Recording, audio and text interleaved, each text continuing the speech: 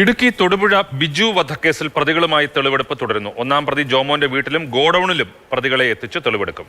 തൊടുപുഴ ഡിവൈഎസ്പിയുടെ നേതൃത്വത്തിലാണ് ഇന്നത്തെ തെളിവെടുപ്പ്. ജയൻ എസ് രാജു വിവരങ്ങളുമായി ചേരുകയാണ്. ജയൻ, തെളിവെടുപ്പ് എങ്ങനെ പുരോഗമിക്കുന്നു? മാധു, തെളിവെടുപ്പ് പുരോഗമിക്കുകയാണ്. ഈ തെളിവെടുപ്പിനിടയിൽ ചില പുതിയ വിവരങ്ങൾ കൂടി പുറത്തേക്ക് വരുന്നുണ്ട്. അതായത് നേരത്തെ നമ്മൾ കരുതിയിരുന്നത് ഈ തട്ടിക്കൊണ്ടുപോയി അതിനുശേഷം കൊലപ്പെടുത്തി നേരെ ഗോഡൌണിലേക്ക് ബിജുവിൻ്റെ മൃതദേഹം എത്തിച്ചു എന്നുള്ളതാണ്. പക്ഷേ ഈ കേസിലെ രണ്ടാം പ്രതി ആഷിഖിനെ ചോദ്യം ചെയ്തതിൽ നിന്ന് ഈ മൃതദേഹം ആദ്യം എത്തിച്ചത് ജോമോൻ്റെ, ഈ കേസിൽ ഒന്നാം പ്രതിയായ ജോമോൻ്റെ വീട്ടിലാണ് എന്നുള്ളതാണ് ഏറ്റവും പുതിയതായി പുറത്തുവരുന്ന വിവരം.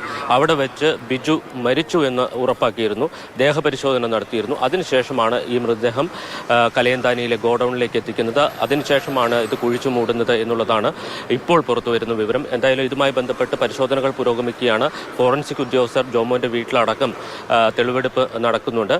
പ്രതിയുമായിട്ടുള്ള തെളിവെടുപ്പ് ഗോഡൌണിലും പുരോഗമിക്കുകയാണ്. മാധു.